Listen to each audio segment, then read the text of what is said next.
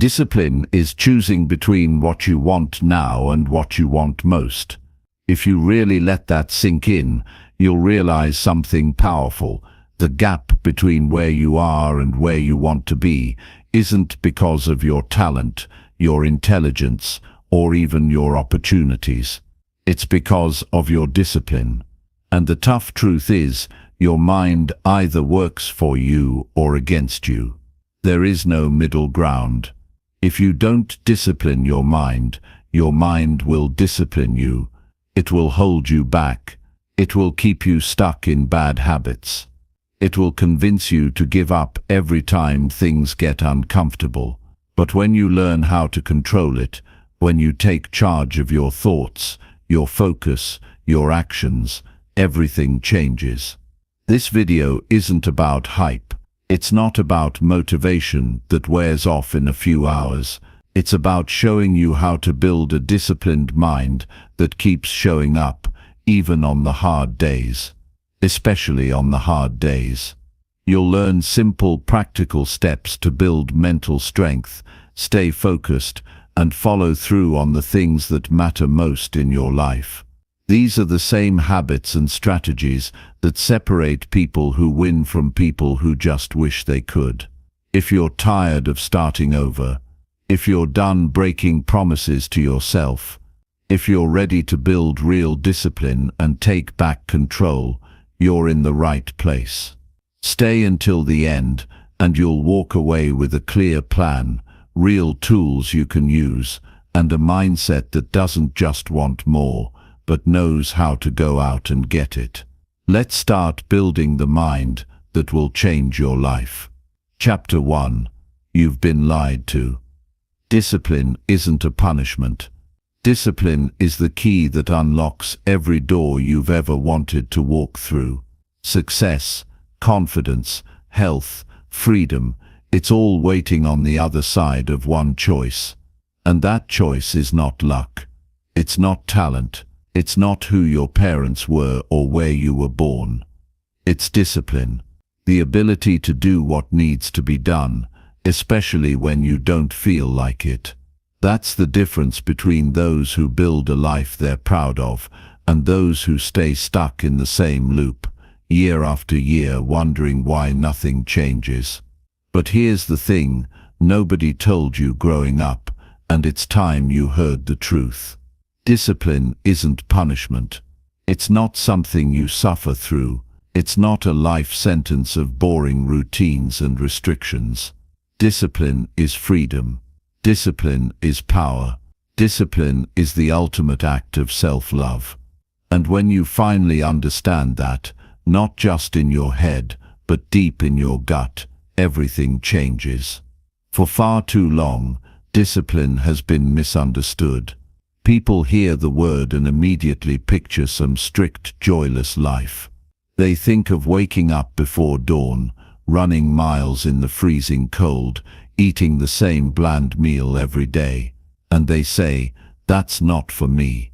But what they don't realize is that discipline isn't about taking things away from your life. It's about giving you everything you've ever wanted. Freedom from stress. Freedom from regret. Freedom from feeling like you're living below your potential. Imagine waking up every day and knowing that you're exactly where you're supposed to be, that you're living life on your terms because you have the strength to make the hard choices. That's what discipline gives you. It's not punishment. It's the highest form of respect you can give yourself. And it's the only way you'll ever become the person you were meant to be. When you avoid discipline, you don't avoid pain. You just trade one kind of pain for another.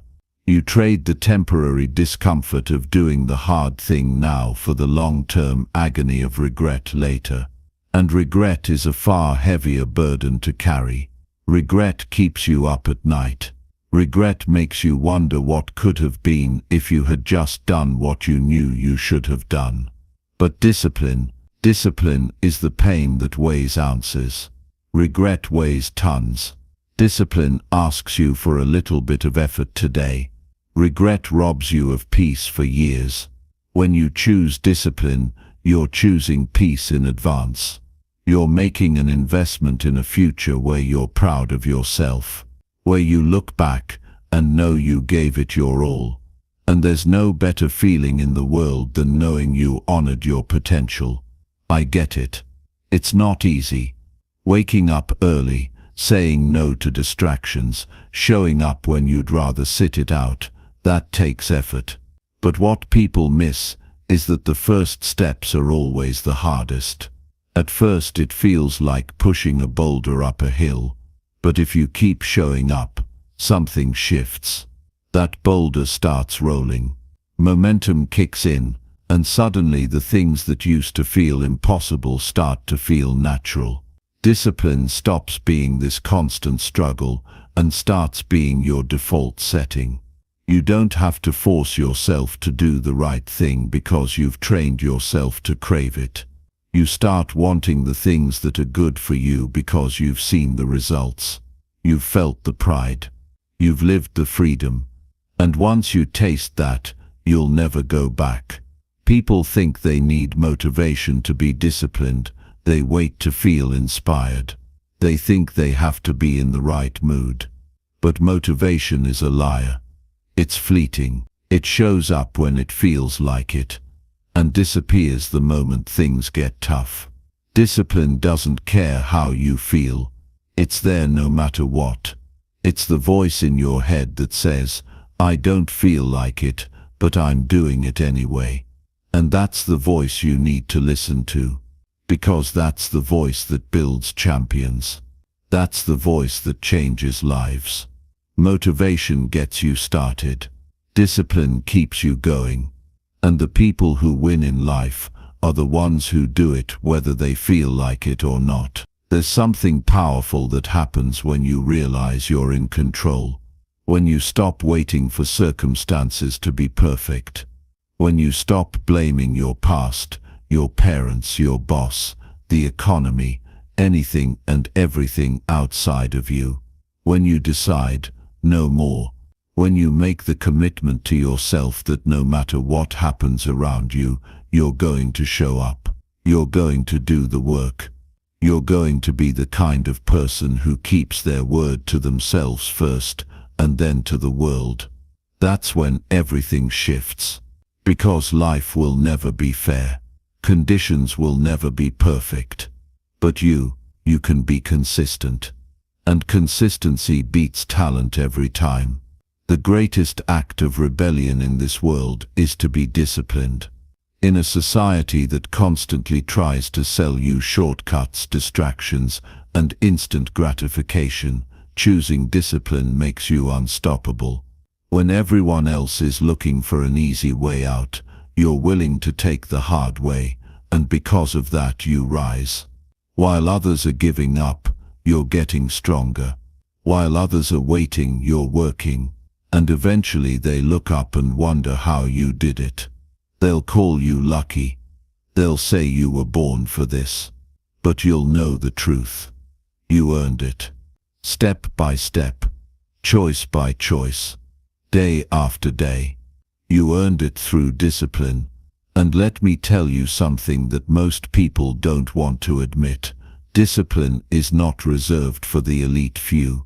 It's not something you're born with, or something you need to have figured out before you start. Discipline is built in the small moments. It's saying no when it's easier to say yes. It's getting up when you want to stay down. It's showing up when nobody's watching. And anyone can do that. You can do that. Right now. You don't need to wait until Monday. You don't need to wait for the new year. You don't need to wait until you feel ready. The person you want to become is waiting on the other side of the choices you make today. Not someday. Today. So here's the challenge. Take control. Take one area of your life, just one, and commit to discipline. Maybe it's your health. Maybe it's your focus. Maybe it's your relationships. Whatever it is, make a promise to yourself. A real one. And then keep it. No matter what. Because when you start keeping promises to yourself, You rebuild trust with yourself. And that trust is everything. When you trust yourself, you become unstoppable. Because you know that no matter what happens, you'll have your own back. You'll do what needs to be done. And that kind of confidence changes everything. You don't need to be perfect. You don't need to have all the answers. You just need to start. And starting isn't about going all in and burning yourself out. It's about showing up consistently. One day at a time. One choice at a time. Discipline is like a muscle. At first it's weak, but every time you use it, it gets stronger. And one day you'll look back and realize you became the person you always wanted to be. Not because of one massive decision, but because of 1,000 small ones. And that's how real change happens. Quietly, consistently, powerfully. If you want to be free, if you want to live a life that you're proud of, you have to understand this. Discipline isn't a punishment. It's the path to everything you've ever wanted. The life you dream about is not going to show up by accident. It's built, brick by brick, through discipline, through showing up on the days you don't feel like it, through doing the hard things when no one's watching, through choosing your future self over your current comfort. And that life, that freedom, it's waiting for you. You just have to take the first step. This is your moment. You've been lied to long enough. You've been told that discipline is hard, that it's suffering. But now you know the truth. Discipline is the greatest form of love. Discipline is the path to peace. Discipline is the foundation of power. And once you commit to it, really commit, your life will never be the same. So stop waiting. Stop negotiating with yourself. The time is now. The choice is yours. And you are ready. Because deep down, you've always been ready. You just needed someone to remind you of who you really are. Chapter 2. Comfort zones are killing you. The life you want, the life you keep seeing in your mind when the world gets quiet, isn't somewhere out there waiting for you to find it. It's buried deep inside you, hidden underneath layers of comfort, convenience, and avoidance. And here's the truth. As long as you stay comfortable, you stay stuck. Comfort zones don't keep you safe. They keep you small. They keep you tame. They wrap around you like warm chains, convincing you that you're fine where you are, that you're doing okay, that you'll get to it tomorrow. But deep down, you know, you feel it every night before you fall asleep. You know there's something more for you, and it's waiting on the other side of discomfort. You were not made to be comfortable. You weren't put on this earth to drift through your days looking for the next dopamine hit, the next distraction, the next easy way out. You are built for challenge, for struggle, for growth. And real growth always lives outside the walls you build to protect yourself from feeling uncomfortable. That voice in your head that tells you to stay safe, to stay where it's easy. That voice is lying to you. It's trying to protect you from pain, but in doing so, it's robbing you of your power. Nothing that matters comes from a life of comfort. Your potential isn't found inside your routine. It's found when you step out into the unknown, when you take the risk, when you do the thing that scares you. And I get it. Discomfort isn't fun. No one wakes up excited about getting uncomfortable. No one enjoys failing. No one loves the feeling of uncertainty. But what's worse? Living a life where you never know what you're truly capable of. Waking up 10 years from now, realizing you played it safe, realizing you left your potential sitting on the table because you didn't want to feel awkward or vulnerable or afraid. That's a pain you can't fix.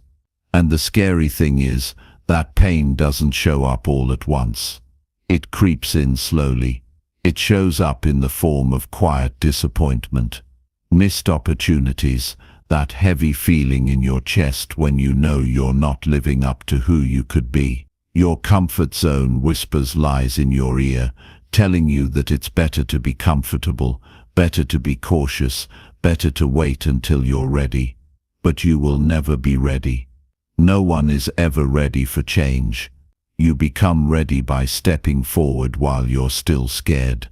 You become ready by taking action before you feel confident. You don't wait to feel courageous. Courage is something you earn by moving while you're afraid, by showing up while you're shaking, by stepping forward into the unknown with nothing but a decision to keep going. The reason most people never leave their comfort zone is because they are addicted to certainty. They want to know exactly how it will all play out before they take the first step. They want guarantees. But life doesn't hand out guarantees. It hands out opportunities to those willing to embrace uncertainty and take action anyway. Growth doesn't come with a roadmap.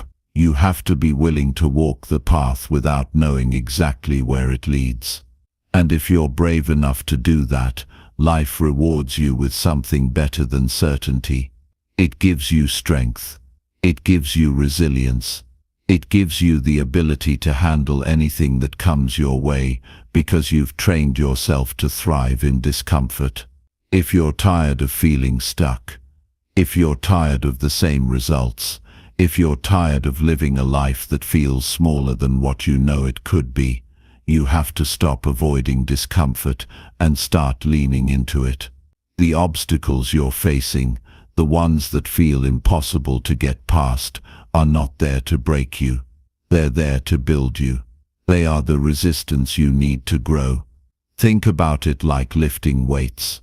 If you only ever pick up what's light and easy, your muscles never grow.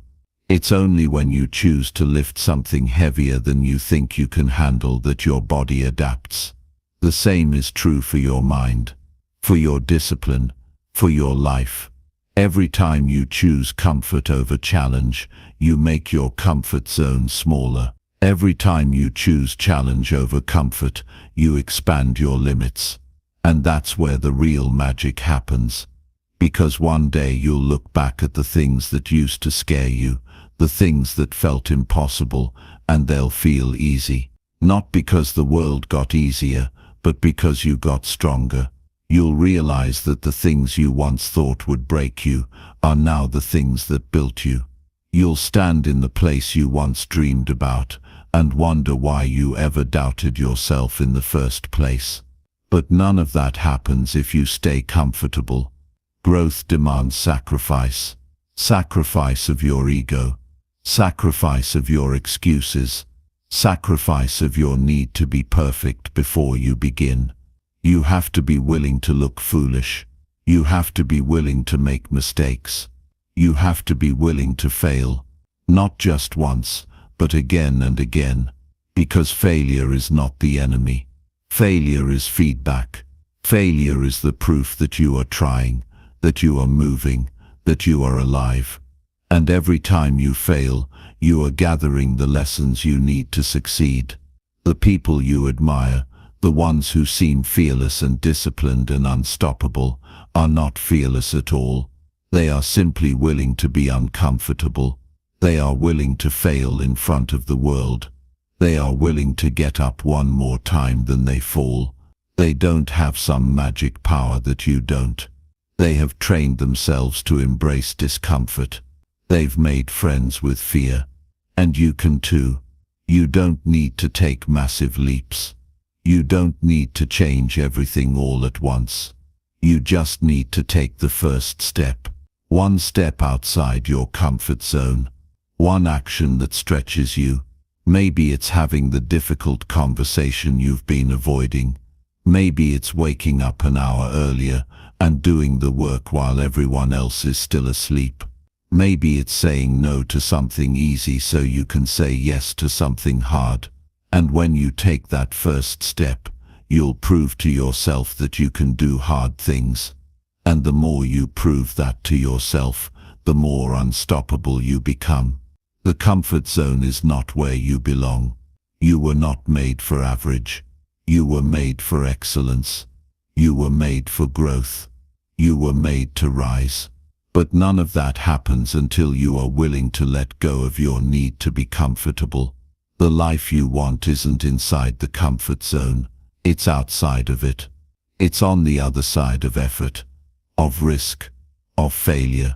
And if you have the courage to step into that space, to embrace the challenge, to push through the fear, you will find out who you really are.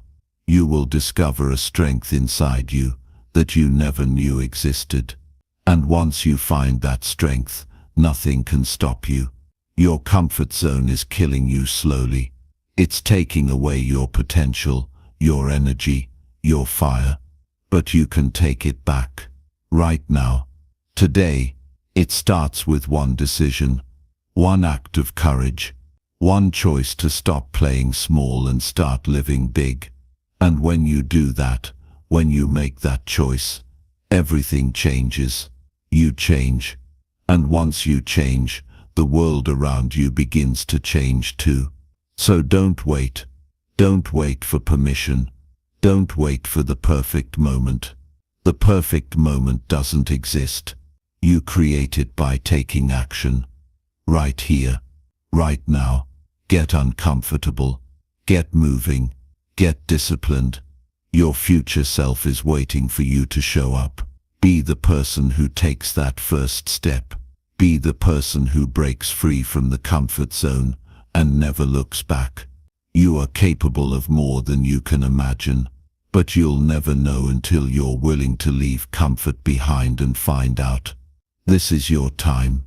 This is your life. And it's waiting for you on the other side of fear. Chapter 3. Identity is a lie. You're a story you keep telling yourself. There's a moment in life when you stop and realize that the person you've been isn't who you're destined to be. It hits hard. Maybe it comes after you've hit a wall, or maybe it sneaks in during one of those quiet moments when nobody's around. And for the first time, you see it clearly. You've been living inside a story you didn't even know you were writing. And that story, it's probably outdated. It's probably too small for the life you're supposed to be living. But here's the good news. Stories can change. Identities can be rewritten. You are not stuck with the version of you that you've carried this far. You are the author. You always have been. And when you wake up to that fact, your entire life can shift. The truth is, we become what we believe about ourselves. That's not just philosophy.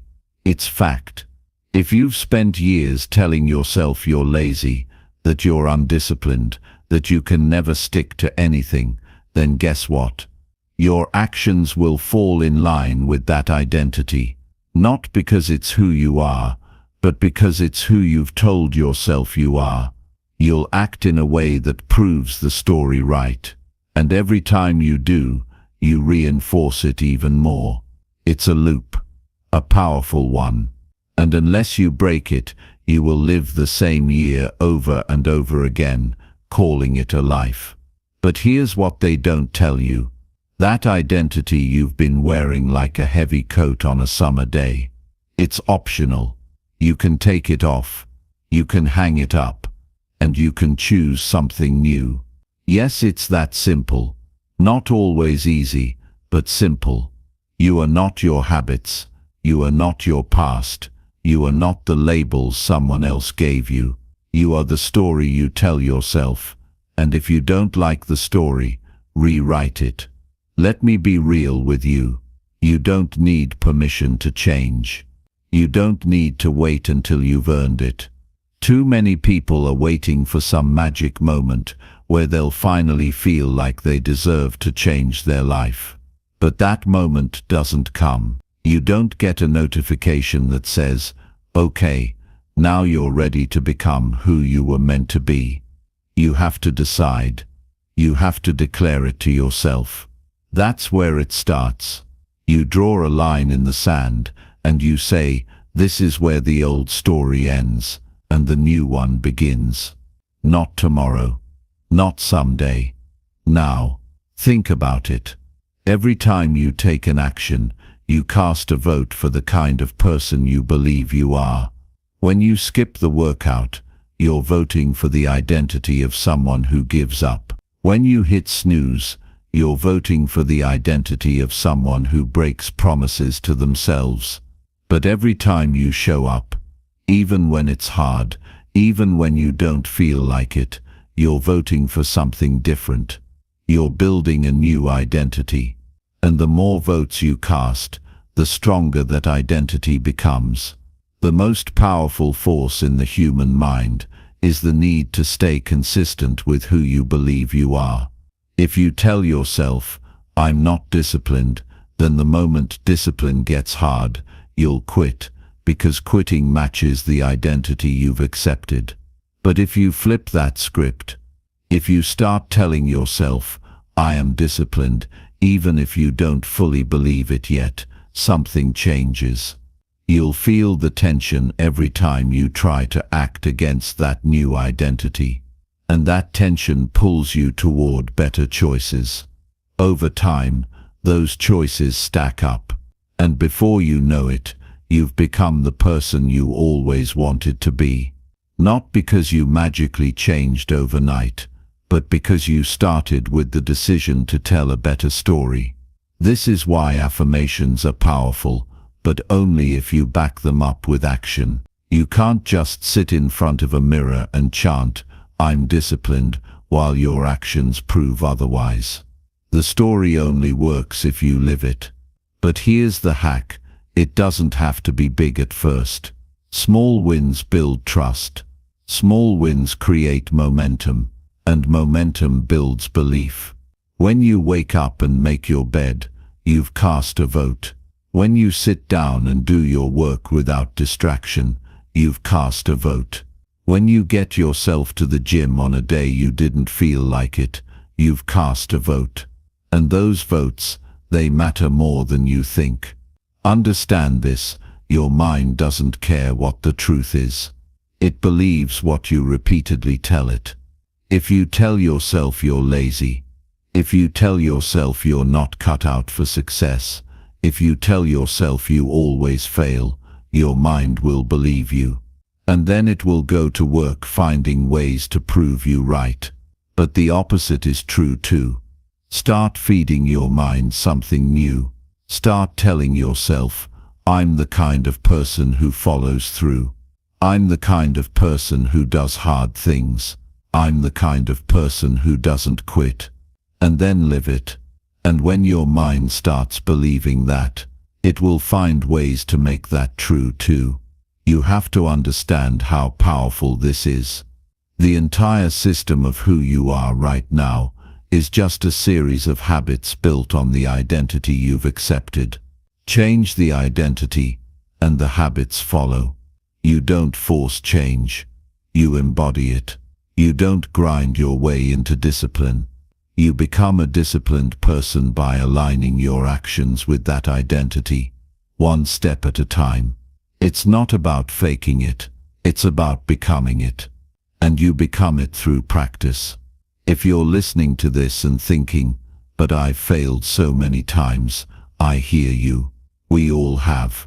But failure doesn't make you a failure. Failure is data. It's feedback. It's a lesson that tells you something about what didn't work.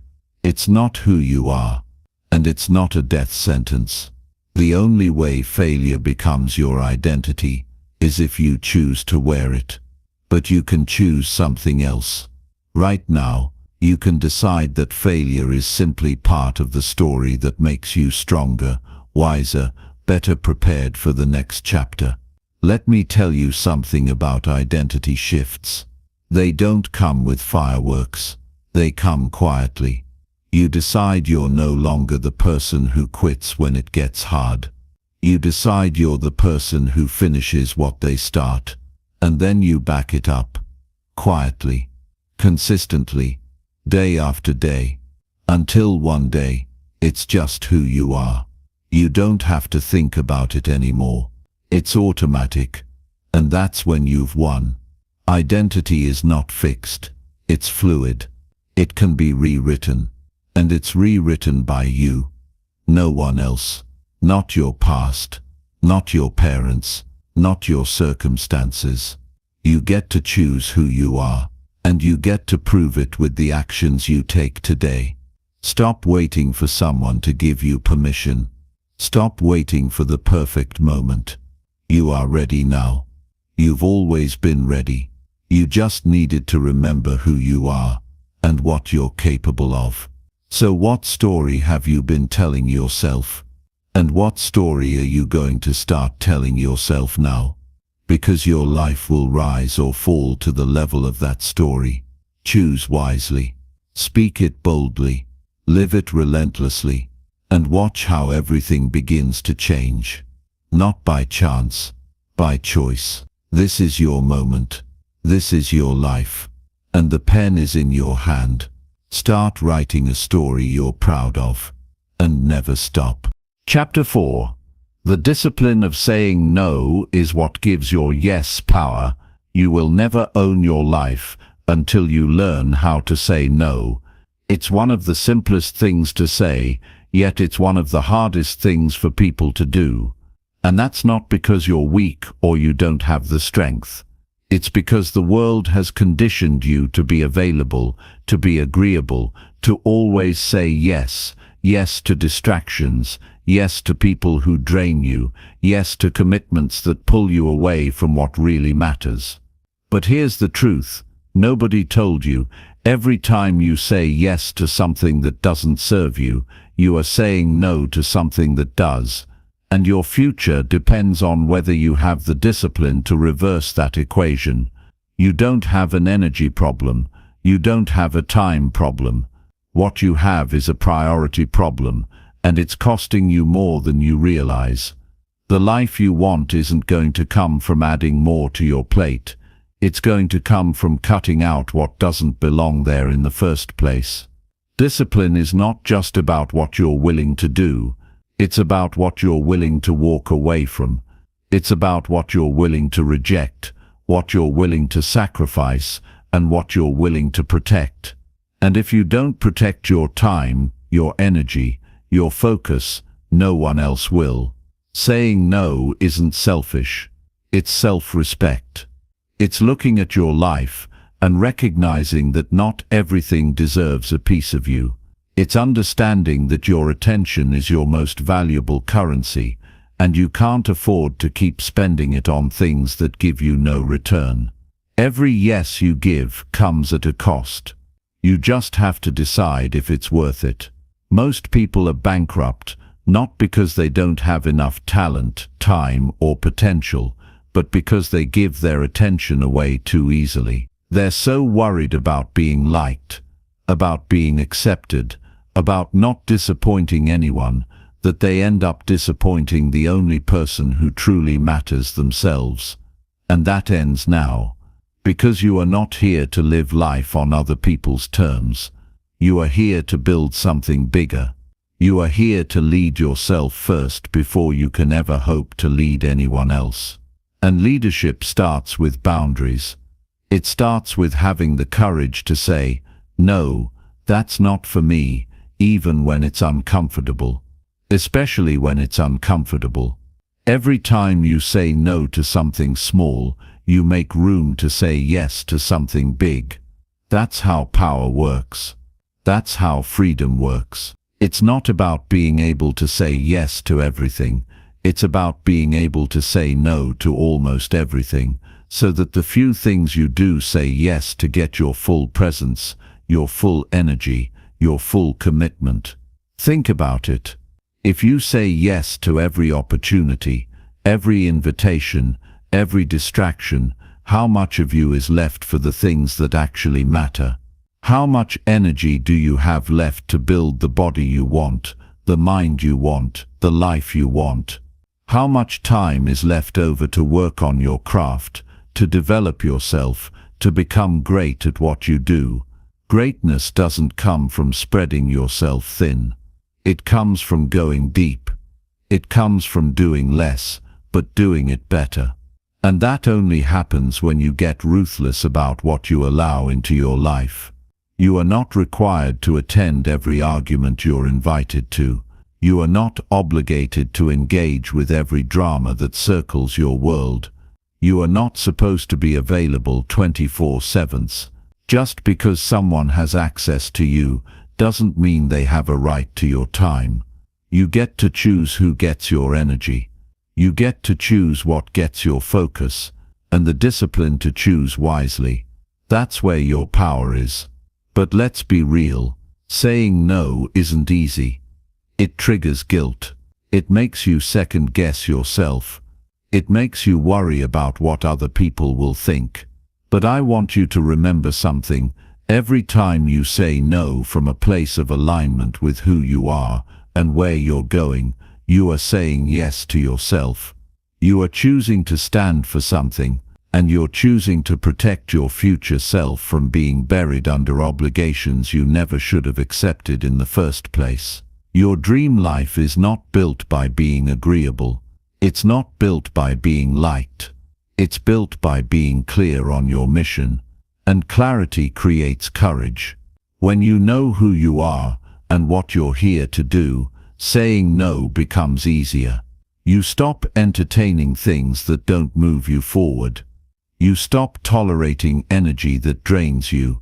You stop negotiating with people who don't respect your time. And you start building a life that reflects your values, your purpose, your vision.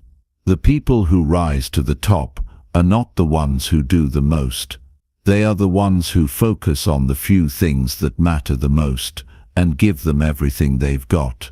They aren't busy all the time. They are intentional all the time. And that's the difference between being productive and being busy. Busy people say yes to everything and wonder why they're exhausted. Productive people say no to almost everything and channel their energy into the few things that truly matter. And that's how they win. So ask yourself right now, where are you saying yes when you should be saying no? What commitments are you holding on to out of guilt or fear or obligation, not because they're aligned with your purpose? What distractions are stealing your attention from what really matters? The people who succeed at the highest level are not more talented than you. They are just better at saying no. And you can be too. It starts small. The next time you're asked to do something that doesn't feel aligned with your goals, say no. The next time you catch yourself about to waste an hour scrolling on your phone, stop. The next time you're invited into gossip, decline. Every no is a vote for your future self. Every no is an act of discipline that makes room for a more powerful yes down the road. Because here's the thing, the power of your yes is determined by how often you're willing to say no. If you say yes to everything, your yes means nothing. But if you say no more often, your yes carries weight. It becomes meaningful, and the people around you will respect it more because they know you don't give it away lightly. You are the gatekeeper of your life.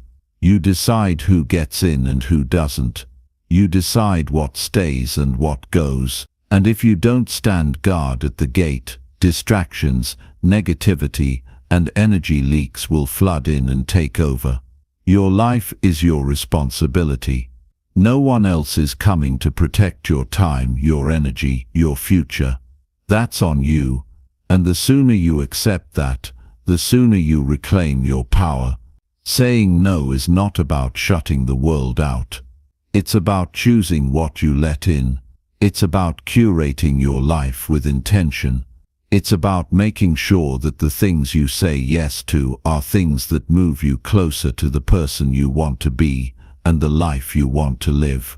Every time you say no to something that doesn't serve you, you are building a life that does.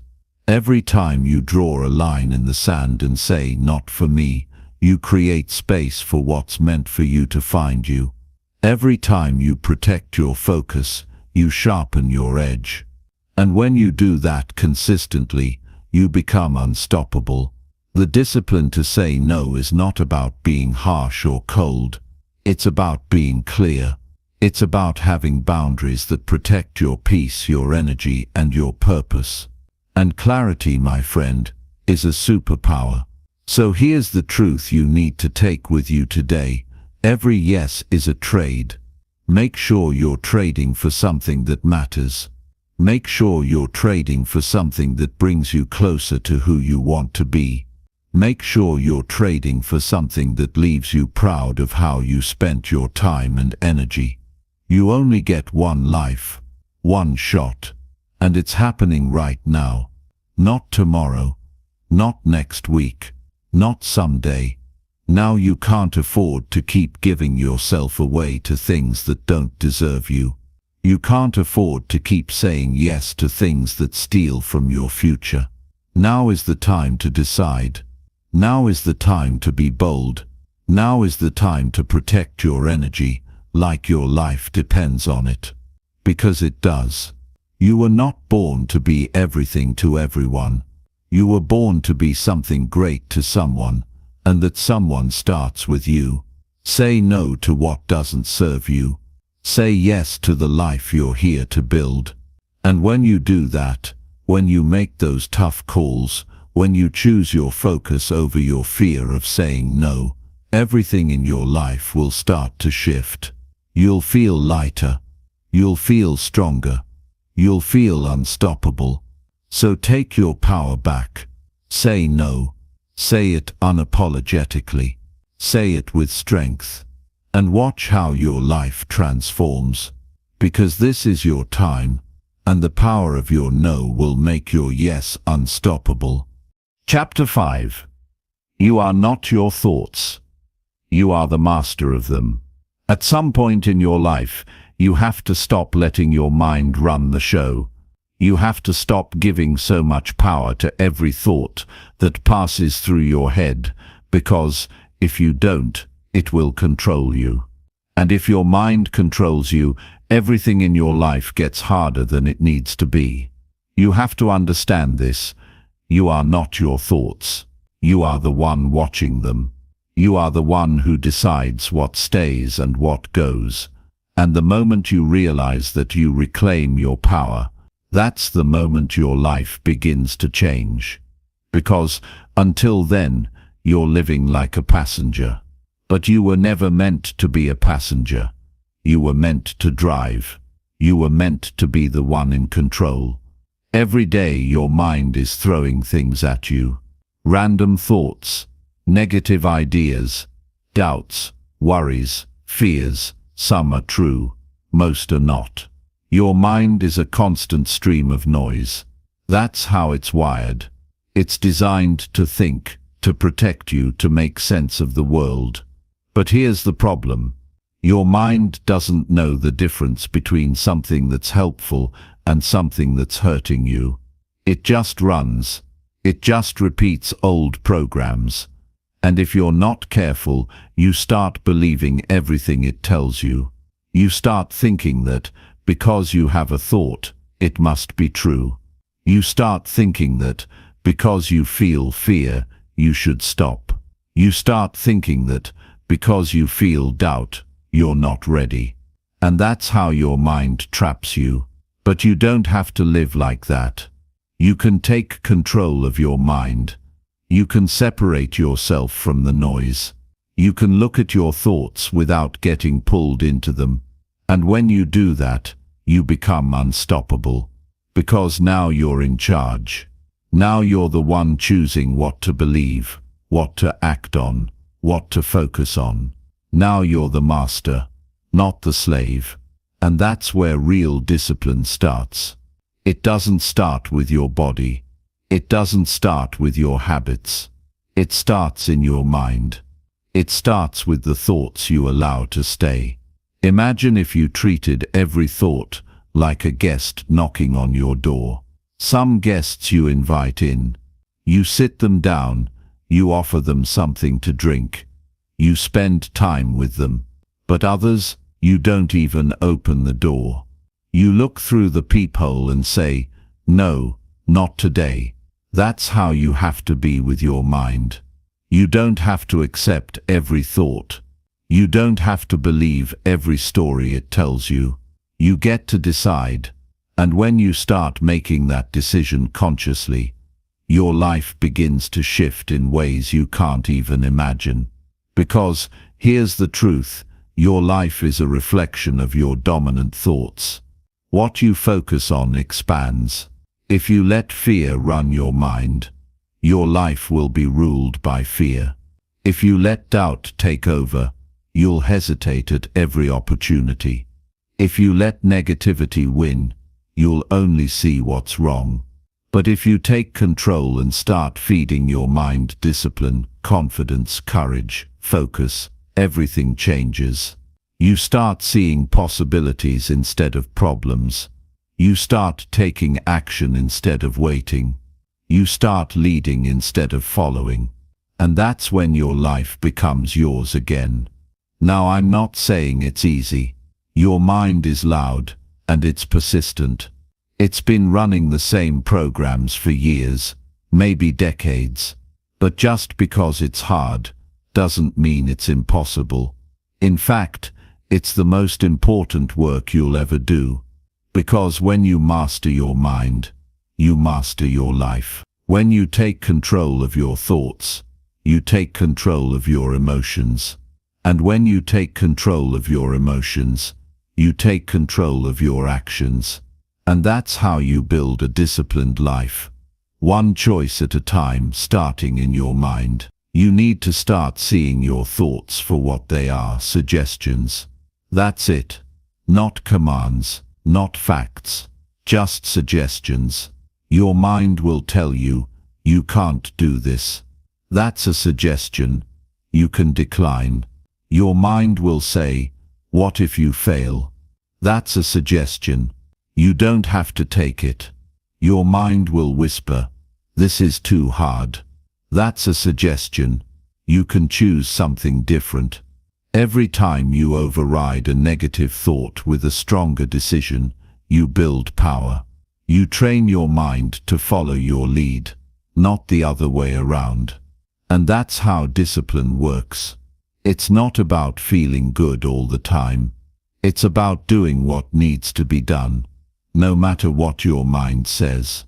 One of the most dangerous lies we tell ourselves is that we are our thoughts. We're not. You are the observer. You are the awareness behind the thoughts. And the sooner you step into that awareness, the sooner you stop being controlled by old stories, by fear, by doubt. You stop being reactive. You start being intentional. And life opens up in ways you didn't think were possible. Think about it like this. You can't always control the first thought that pops into your head. But you can always control the second one. You can always control what you do next. Maybe fear shows up. Maybe doubt creeps in. That's fine. You're human. But what matters is whether you listen to it or not. What matters is whether you believe it. What matters is whether you act on it. And when you choose to act in spite of the fear, in spite of the doubt, you take back your power. You prove to yourself that you're not controlled by your thoughts. You control them. And here's something powerful. The more you do this, the quieter the noise becomes. The more you train your mind to follow your lead, the more it starts working with you instead of against you. It stops throwing up the same objections. It stops recycling the same doubts. It starts adapting. It starts evolving. Because your mind isn't the enemy, it's a tool, and when you use it the right way, it becomes your greatest ally. You have to stop waiting for your mind to be quiet before you take action. You have to stop waiting for perfect clarity before you move. The disciplined mind acts first, and lets the feelings catch up later. The disciplined mind understands that thoughts are like clouds passing through the sky. They're temporary, they're fleeting, they don't define you, and they don't control you unless you let them. You are not your thoughts. You are the thinker of thoughts, and the thinker has the power to choose right now. In this moment, you can choose a new thought. You can choose a new belief. You can choose a new direction. And when you do that enough times, you build a new identity. You become someone who leads their mind, not someone who is led by it. That's the real power of discipline. It's not just waking up early. It's not just going to the gym. It's not just grinding through your to-do list. It's the quiet, invisible work of mastering your inner world. It's the daily decision to choose thoughts that serve you. It's the commitment to focus on what moves you forward. It's the awareness to know when your mind is lying to you, and the strength to act anyway. And when you master that, when you get to the place where your thoughts are tools and not chains, you become unstoppable. Because nothing can hold you back except the story you tell yourself. And you're the author of that story. Always. This is your time to take control. This is your time to stop being a prisoner of your mind and start being the master. You have the power. You've always had the power. You just forgot for a while. But now you remember. Now you know. And once you know, you can never go back. Because you've seen the truth. You are not your thoughts. You are the one who chooses what comes next. So choose power. Choose discipline. Choose to lead your mind, not be led by it. And everything in your life will change. Starting now. Chapter 6. Do the boring work. Boring creates mastery. If you're serious about changing your life, about building something you're proud of, something solid, something lasting, you're going to have to make peace with something that no one tells you when they talk about success. You're going to have to get really good at doing the boring work.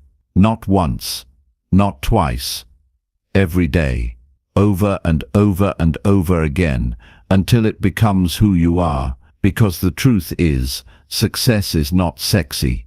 It's not a highlight reel. It's not fireworks and applause. It's quiet. It's repetitive. It's the same small, simple actions stacked on top of each other until one day you look back and you've built something extraordinary. But most people never get there because they quit when it gets boring. They quit when the excitement wears off.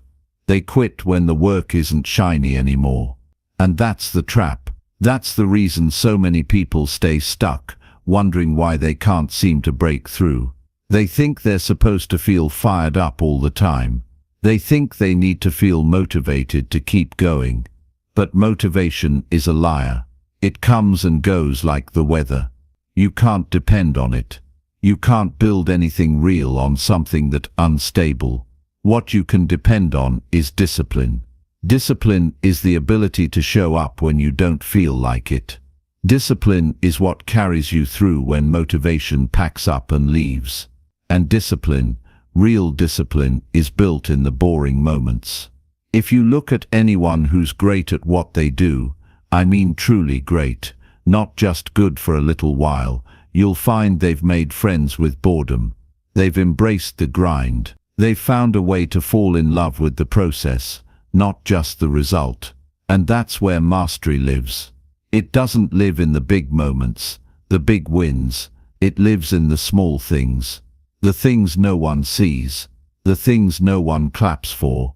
The early mornings, the late nights, the extra reps, the time spent refining the details when no one's watching. That's where greatness is forged. Quietly. Relentlessly. The problem is, we live in a world that's addicted to dopamine. Everything is designed to give you a quick hit, fast results, instant gratification. And if something doesn't give you that rush right away, you move on to the next thing, the next shiny object. But mastery doesn't work like that. Mastery is slow. It's deliberate. It's repetitive. And at times it's brutally boring. But that's the point. The boring work is the work that matters most because it's the foundation, and a solid foundation isn't built overnight. It's laid brick by brick, day after day, even when it's not exciting. Especially when it's not exciting. You have to stop chasing excitement and start chasing excellence. You have to be willing to do the same thing every day, to get up and put in the reps, even when it feels like nothing's happening, even when the results aren't coming fast enough. Because the results are coming, you just can't see them yet. It's like planting seeds. You water them every day, you tend to them, and for a while nothing happens. It's easy to think it's not working, but beneath the surface, roots are growing, foundations are forming, and if you stay consistent, if you stay disciplined, one day those seeds break through the ground, and then they grow fast. But they only grow fast because you were patient during the boring part. You were faithful in the process when it didn't look like it was working. I need you to understand something right now. The boring work is not a punishment. It's not a test to see how much you can endure. It's a gift. Because when you can discipline yourself to keep going when it's boring, when it's hard, when it's thankless, you separate yourself from the crowd. You enter rare air. You become the kind of person who's unstoppable, because nothing shakes you. Not boredom, not fatigue, not lack of recognition. You're in it for the long haul. And that's who wins. Every time. You don't rise to the level of your goals, you fall to the level of your habits. And habits are built in the boring moments. Not when you're inspired. Not when you're hyped up on a new goal. But when it's just you and the work. And nobody cares if you do it or not. Nobody's clapping for you. No one's watching. And you show up anyway. That's discipline. That's what builds something unshakable. It's easy to show up when it's new. It's easy to show up when you're motivated. But what happens when the novelty wears off? What happens when you've been doing it for weeks or months, and it feels like nothing's changing? That's the moment that defines you. That's the moment where you either decide you're serious about this or you're just playing around. And if you decide you're serious, you get back to work. No questions asked. Because here's the reality. You don't rise in life because you want it bad enough. You rise because you outlast the part where everybody else quits. And that part, it's usually right in the middle of the boring work. That's where people tap out. They think this isn't working, or I'm not seeing results fast enough. And they quit 2 feet from gold. Don't let that be you. Stay the course. Stay in the game. Show up every day like it's day one, even when it's not. Especially when it's not. The boring work is where the magic happens. The boring work is what builds the discipline you need to carry yourself through the hard times. And there will be hard times. There will be days when you doubt yourself, when you wonder if it's worth it. But you keep going. You show up anyway. Because that's who you are now. That's the identity you've built. You've trained yourself to act, no matter how you feel. And that's what makes you dangerous. That's what makes you unstoppable. When you commit to the boring work, something shifts inside you. You stop needing external validation. You stop needing motivation. You start trusting yourself. Because you know you'll show up no matter what. And that trust, that's priceless. That's what builds confidence. Not false confidence, but real, earned confidence. The kind that can't be shaken. Because you've been in the trenches. You've done the work when it was hard. You've done the work when it was boring. And you've come out stronger on the other side. I'm telling you right now. If you want to separate yourself from the crowd, if you want to build something that lasts, embrace the boring work. Don't run from it. Lean into it. Master it. Make it your advantage. Because while everyone else is looking for shortcuts, you're laying bricks. While everyone else is chasing hacks, you're building something that will stand the test of time. And when it's all said and done, you'll be standing on a foundation that's solid. And nobody can take that away from you. This is your time. This is your shot. Do not waste it waiting for things to get exciting. Do not waste it looking for the easy way out. Embrace the process. Embrace the boring work. Because that's where your power is. That's where your future is. And if you have the discipline to keep going, to stay locked in, to show up no matter what, you will win. Maybe not today, maybe not tomorrow, but eventually, and when you do, it will be because you did the work nobody else was willing to do. So keep showing up, keep laying bricks, keep doing the boring work, because boring creates mastery, and mastery creates freedom, and freedom is what you've been after all along. Chapter 7. Pain is a signal, not a stop sign. Every single person who has ever achieved something extraordinary, every athlete who stood on a podium, every entrepreneur who built something from nothing, every human being who pushed beyond their comfort zone and into greatness, understood one thing that changed everything. Pain isn't something you run from. It's not something you avoid. Pain is not your enemy. Pain is a signal that something is happening, a signal that you are moving, growing, changing. It's not a stop sign. It's not a wall. It's a doorway, but most people never walk through it, because the second they feel it, they pull back, they retreat, they step away from the very thing that's going to make them stronger, and that's the difference. The people who win in life are the ones who lean into pain, who use it as a teacher instead of seeing it as punishment. I want you to imagine something. Think back to a time in your life when things were tough, when you felt stretched, when you were tired, maybe confused, maybe doubting yourself, but you kept going. And now look where you are. Look at the strength you built.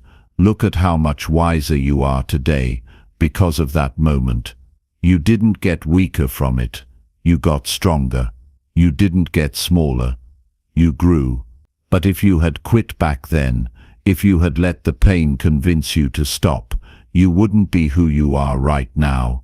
You wouldn't be sitting here, listening to this, searching for more, pushing for better. You're here because you've already survived so much more than you give yourself credit for. And you can survive this too. You can handle what's coming. You can get through the next level of discomfort. You just have to shift the way you see pain. Pain isn't a problem, it's a process, and it's trying to teach you something. It's telling you you're alive. It's telling you that you're pushing boundaries. It's telling you that you are in the place where growth happens. But growth doesn't feel good at first. Nobody tells you that part. Growth feels like breaking. It feels like pressure. It feels uncomfortable because it's supposed to. You are literally outgrowing an old version of yourself, and that hurts. But the hurt isn't forever. And it's not for nothing. It's for something. It's for you. It's for the stronger, wiser, more disciplined version of you that's waiting on the other side. People talk a lot about motivation. They talk about inspiration. But the truth is, those things are fair weather friends. They show up when the sun's out. They show up when it's easy. But discipline shows up in the rain.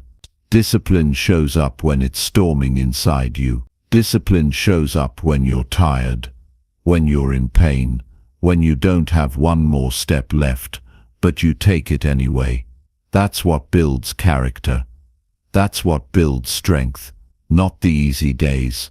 Not the days when it all makes sense. The hard days, the days when you are face to face with your limits, and you decide to keep going anyway. Pain is an invitation to rise.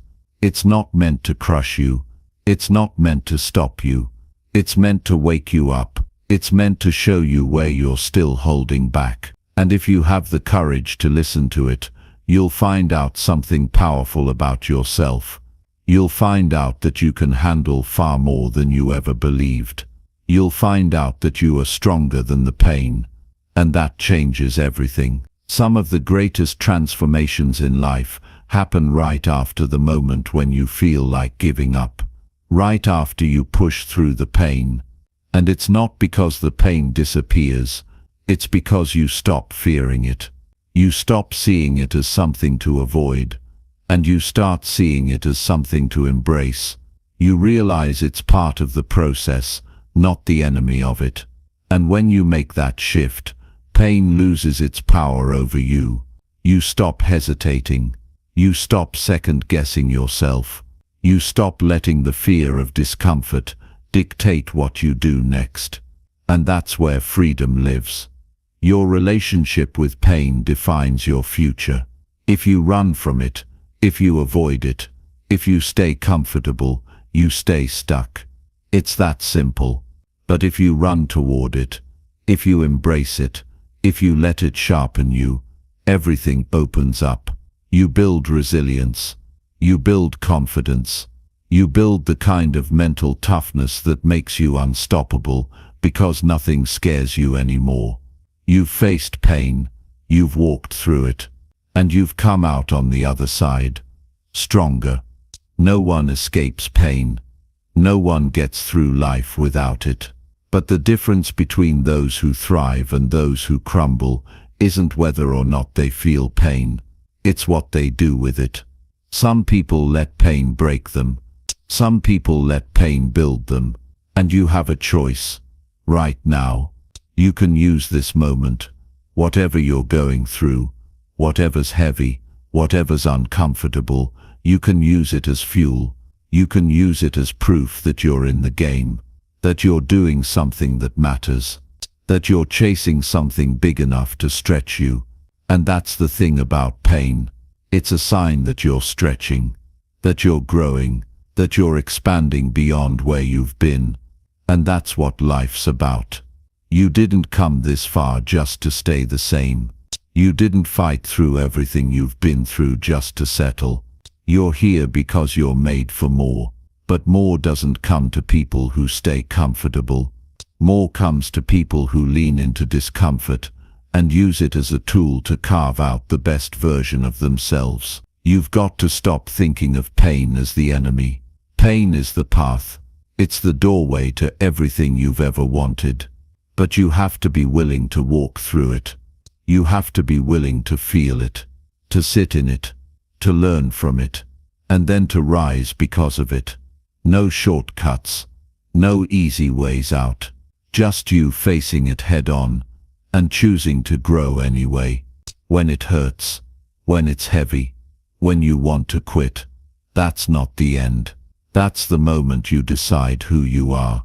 That's the moment you earn your next level. That's the moment you prove to yourself that you are not a victim of pain. You are the master of it. You're the one in control. You're the one who chooses how the story ends. And it doesn't end with you quitting. It doesn't end with you breaking. It ends with you rising, with you winning, with you becoming someone you're proud of. So take a deep breath. Square your shoulders and keep moving forward. You are not here to be comfortable. You are here to grow, and growth always comes with pain. But it's worth it. You're worth it. Every step, every struggle, every moment of discomfort is building something in you that nothing can take away. Not fear, not doubt, not failure. You're stronger than you think. You've already proved it by making it this far.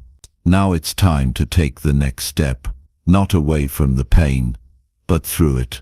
Because on the other side of it, there's freedom, there's power, there's you, fully alive and unstoppable.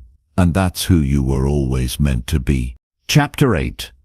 Dopamine Discipline. Hack the reward system. Every single day, whether you realize it or not, you are training your brain to crave something. You are wiring yourself to seek more of what you repeatedly do. And the scary thing is, for most people, they aren't aware of what they're feeding their mind. They're stuck in a loop. A loop that's designed to keep them chasing the cheap dopamine hits, the quick fixes, the easy wins, the distractions that feel good for a second and then leave you emptier than you were before. And that's why nothing changes. That's why they wake up tired, unfocused and unmotivated. They've trained themselves to depend on the wrong things.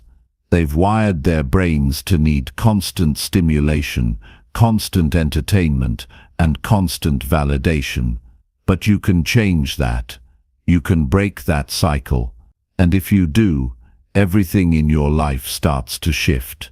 You have the power to rewire your brain for something greater. You can train yourself to crave discipline. You can train yourself to enjoy hard work. You can flip the script on what your mind sees as rewarding.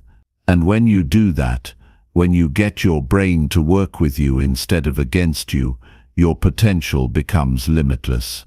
But you have to be willing to step back and look at how you've been feeding your mind. Because every time you scroll mindlessly on your phone, every time you binge hours of meaningless content, every time you avoid the work you know you need to do, you're reinforcing the cycle. You're reinforcing the habit of seeking easy pleasure, and every time you do, you make it harder to focus, harder to stay disciplined, harder to get motivated.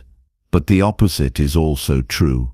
The more you delay gratification, the more you choose discipline over distraction, the more you train your mind to crave the right things.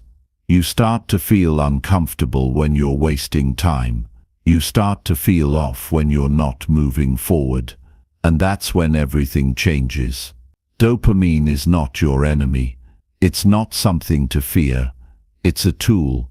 It's a chemical your brain uses to tell you, that was good, do more of that. And it's your job to decide what that is. If you give your brain garbage rewards, it will chase garbage behavior.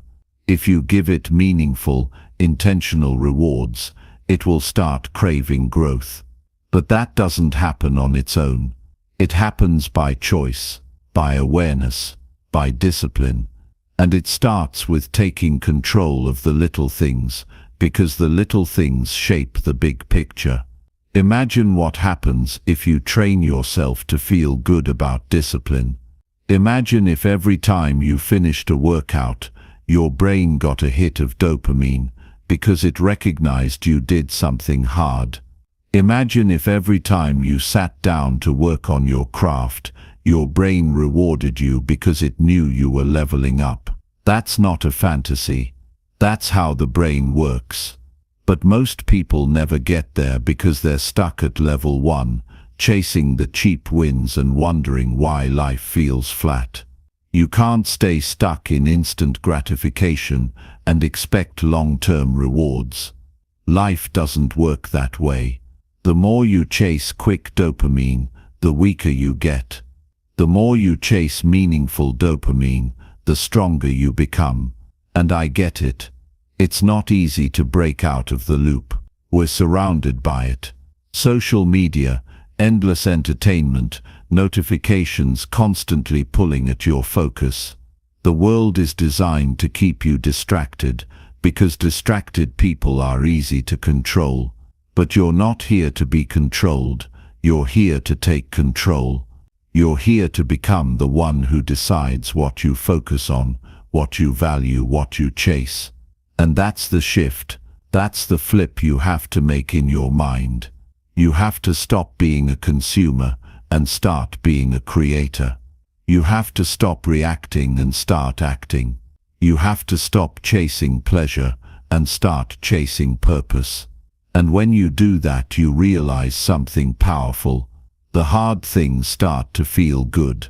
Waking up early and pushing yourself feels good. Saying no to distractions feels good. Finishing what you start feels good. Because you've trained your brain to value effort over ease. You've trained your brain to see discipline as a reward, not a punishment. And that's when you become dangerous. That's when you become unstoppable, Because while everyone else is chasing comfort, you're chasing growth. While everyone else is looking for shortcuts, you're putting in the work. And it doesn't feel like suffering. It feels like freedom. But you have to earn that feeling. You have to go through the uncomfortable part where your brain fights you, where it tells you to take the easy way out, where it screams at you for choosing hard over easy. That's the withdrawal stage. That's the part where you're breaking the old wiring. And it's not fun, but it doesn't last forever. If you push through it, if you stay consistent, if you refuse to give in, your brain will adapt. It will get easier. The pull toward distraction will lose its grip. The cravings for cheap dopamine will fade. And you'll find yourself craving the things that build you up instead of tearing you down. And that's the game. That's the secret no one talks about. It's not about never feeling temptation. It's about training yourself to feel uncomfortable with mediocrity. Training yourself to feel restless when you're not growing. Training yourself to feel dissatisfied when you're not giving your best. That's real dopamine discipline. That's the rewiring that changes everything. Because now you're not forcing yourself to be disciplined. You want it. You need it. It's who you are. You become the person who enjoys doing the hard things. You become the person who feels alive when you're pushing your limits. You become the person who doesn't just tolerate discomfort but thrives in it. And that's when the world opens up. That's when opportunities show up because you've become someone who can handle them.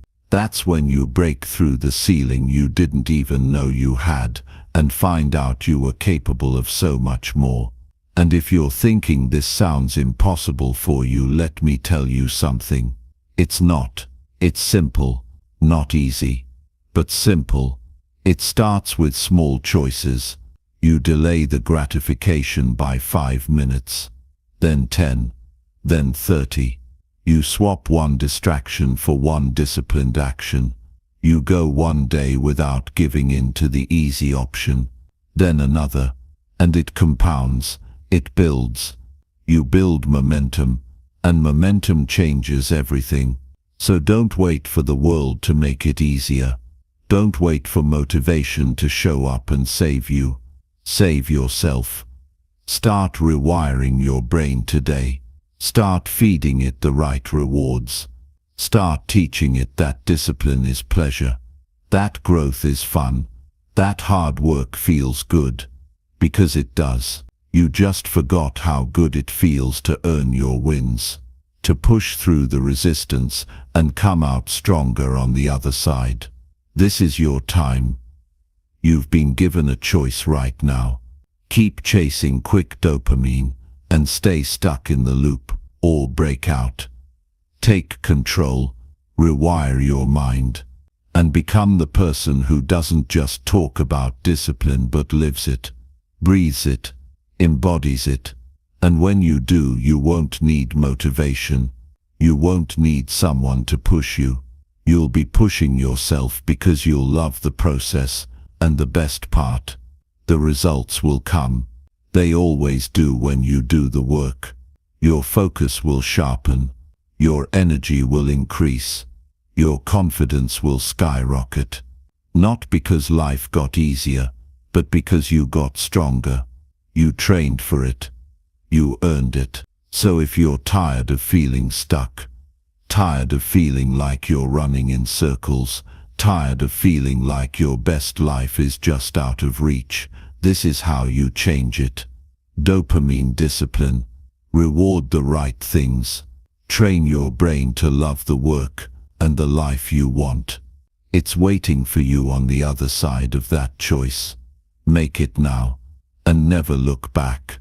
Chapter 9. Your environment is brainwashing you. Change it now. You will always rise or fall to the level of the environment you're in. Your surroundings, the people you talk to, the things you consume, the spaces you move through every day, these things are not neutral. They are shaping you. They are influencing the way you think, the way you act, the way you feel about yourself, whether you realize it or not. And if you're not conscious about what you let in, your environment will quietly, slowly, and almost invisibly pull you into a life you never asked for and didn't even see coming until it's too late. But when you take control of your environment, when you become intentional about who and what you surround yourself with, your entire life can change faster than you think.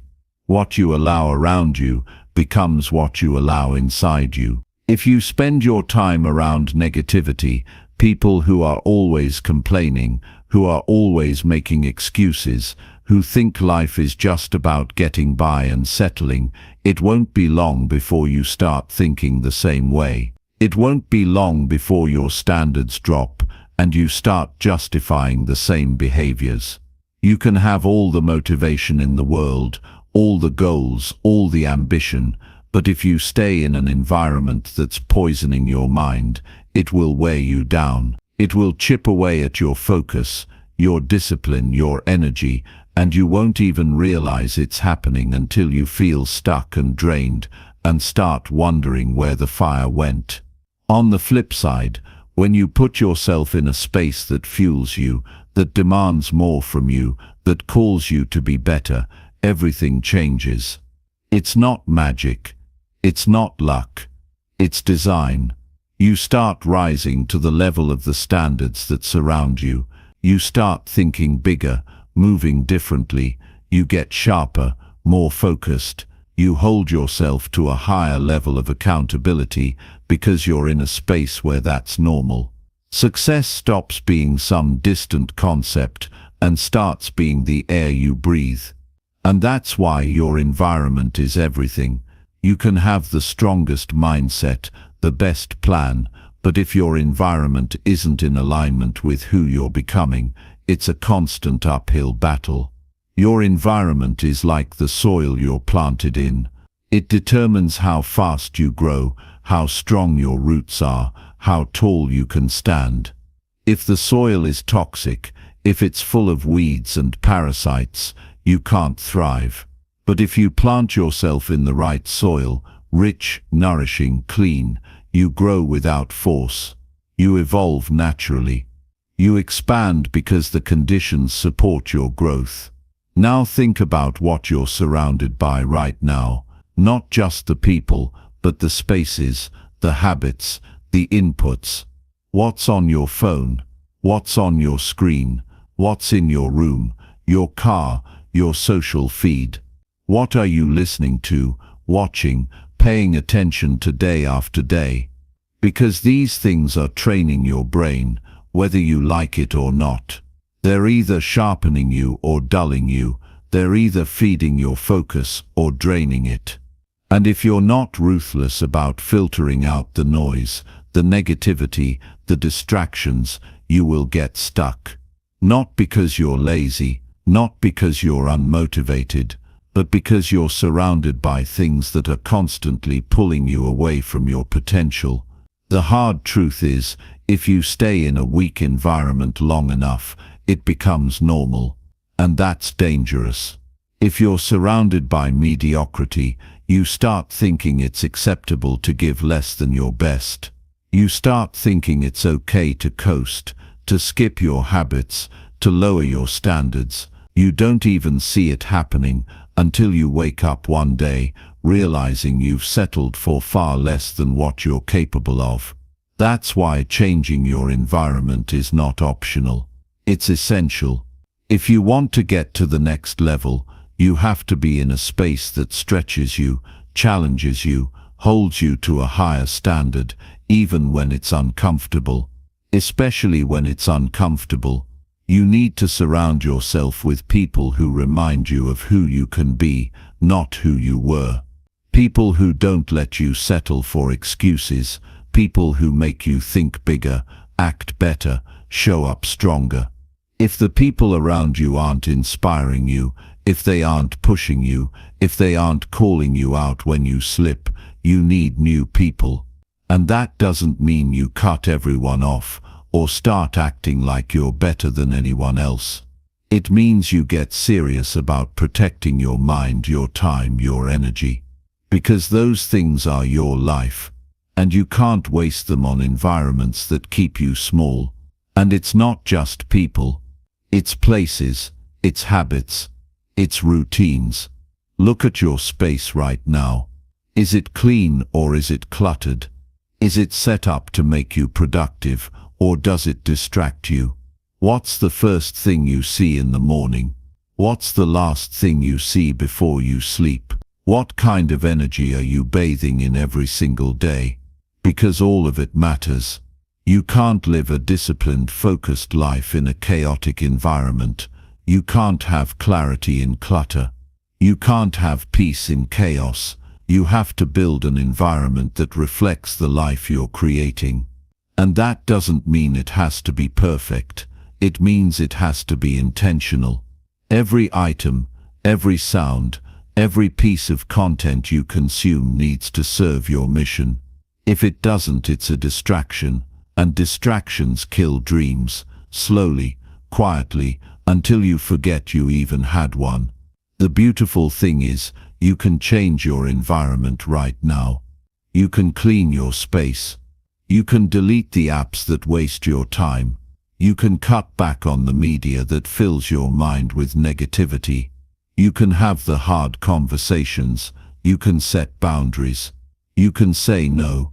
You can decide, right now, that your mind, your time, and your energy are too valuable to waste on anything or anyone that doesn't help you grow. And the second you do that, things start shifting. You start thinking clearer. You start feeling lighter. You start moving with purpose instead of reacting to everything around you. Your discipline gets stronger because you're no longer fighting against an environment that's draining you. You're supported by it. You're lifted by it. The people who rise to the top, the ones who achieve incredible things, they aren't superhuman. They just get serious about their environment. They curate it. They design it. They protect it. And that's why they can stay focused when others can't. That's why they can keep their discipline tight when others are distracted. They understand the power of what they allow around them. And you need to understand it too, because your future depends on it. If you want a better life, you have to build a better environment. One that feeds your focus. One that strengthens your discipline. One that makes it easier to do the right thing instead of the easy thing. And that takes courage. It takes honesty. It takes being willing to walk away from what's familiar in order to step into what's necessary. But it's worth it. Every hard decision, every tough conversation, every change you make, it's worth it. Because on the other side of that, you'll find yourself in a space where you can grow, where you can thrive, where you can finally become who you were meant to be. Your environment is either building you or breaking you. It's either sharpening you or softening you. And if you want to live a disciplined life, if you want to create something great, if you want to wake up every day knowing you're on the right path, you have to take control of it. No one else can do it for you. It's on you. And that's a good thing. Because that means you have the power. You can make the changes. You can take control, and you can build an environment that makes discipline inevitable. So look around, pay attention, make the hard choices, build the life you want from the inside out. And it starts with your environment. Change it now, because your future depends on what you do today. And you're ready for this. You've always been ready. You just have to make the move, right now. Chapter 10. Track everything. Data creates discipline. You will never change what you don't measure. It's impossible to master something you never track. The truth is, clarity creates power.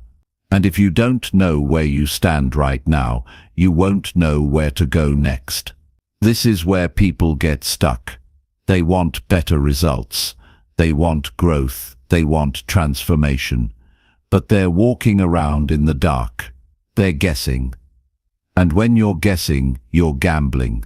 But when you track, when you gather data on your own life, you're not guessing anymore.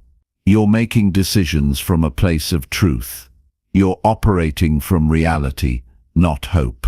And that changes everything. Tracking isn't about perfection. It's about awareness. It's about being brutally honest with yourself, about where your time is going, where your energy is leaking, where your focus is breaking down. It's about shining a light on the places you've been ignoring and taking control. Because discipline isn't just about doing the right thing. It's about knowing what the right thing is. It's about seeing the truth clearly and then deciding what you're going to do about it. If you want to be disciplined, if you want to take your life to the next level, you can't afford to walk through life blindfolded. You need to see everything. You need to know yourself better than anyone else knows you. You need to track how you're spending your time, how you're using your energy, what's working, what's not. And you need to do it every single day. Not because you're trying to be perfect, but because you're building self-awareness. You're holding yourself accountable, and accountability is the backbone of discipline. The difference between the people who live with clarity, purpose and focus, and the people who stay stuck in cycles of frustration, is that the disciplined ones measure what matters. They don't just say they want to get better, they track their progress. They don't just say they want to be more productive, they know exactly how they're spending every hour. They don't just hope they're improving, they have data that proves it. And when you have that kind of clarity, making decisions gets easier. Taking action gets easier. Staying disciplined gets easier. Because you can see the path in front of you. You can't master your time if you don't know where it's going. You can't master your habits if you don't know which ones are holding you back. You can't master your energy if you don't know what's draining you. But when you track these things, even in the simplest way, you take back control. You start to see patterns. You start to notice the things you're doing on autopilot that aren't serving you. And once you're aware, you can change them. You can adjust. You can eliminate what doesn't belong and double down on what works. But it's not always easy to face the truth. A lot of people avoid tracking because they're afraid of what they'll see. They're afraid to look at how much time they waste. They're afraid to see how inconsistent they've been. They're afraid to admit they haven't been showing up the way they say they want to. But that's the work. That's where discipline starts. In the raw, unfiltered truth. You can't fix what you refuse to face. But if you have the courage to track it, you'll find power you didn't know you had. You'll start to see that discipline isn't about making huge dramatic changes overnight. It's about making small intentional changes every day. It's about adjusting your course by just a little bit, and then staying consistent. And when you track your progress, you can see those small changes stacking up. You can see yourself getting stronger. You can see your habits becoming solid. You can see your results building momentum. And that's where motivation starts to grow. Not from empty hype, but from evidence. From seeing real proof that you're becoming who you said you would be. Tracking gives you leverage. It gives you the ability to course correct before you drift too far off path. It lets you catch yourself in the moment and make adjustments that keep you locked in. Without tracking, you might think you're doing okay when you're really slipping. Without tracking, you might think you're working hard when you're really just spinning your wheels. But when you track, there's no hiding. There's no lying to yourself. You either did the work or you didn't. You either stayed focused or you didn't. And that kind of honesty is rare, but it's what builds real discipline. And it doesn't have to be complicated. It doesn't have to be some fancy system or a massive spreadsheet. It can be as simple as writing down your priorities at the start of the day and checking in at the end. It can be as simple as tracking your workouts, your meals, your hours of focused work. What matters is that you're paying attention, that you're gathering data, that you're building awareness. And when you make that a habit, you'll be shocked at how quickly things start to change. The act of tracking itself builds discipline. It creates a feedback loop where your brain starts to crave consistency because you're seeing the results. You start to associate progress with the actions that matter most. You start to focus on what moves you forward instead of what just fills your time. And when that shift happens, when you go from guessing to knowing, everything gets sharper. Your energy gets cleaner. Your purpose gets stronger. Your results get faster. And don't underestimate the power of small wins. When you track, you see every little victory. You see the days you stayed consistent. You see the times you pushed through resistance. And those wins add up. They build confidence. They build momentum. They remind you that you're not starting from zero every day. You're building something. You're stacking proof that you are disciplined, that you are capable, that you are moving in the right direction. But you can't see it if you're not tracking it. You can't feel it if you're not paying attention. That's why data matters.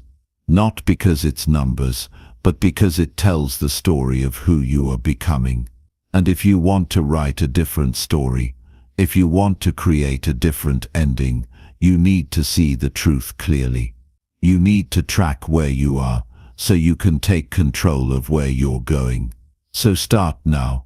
Start simple. Start with one thing. Pick one area of your life where you know you need more discipline.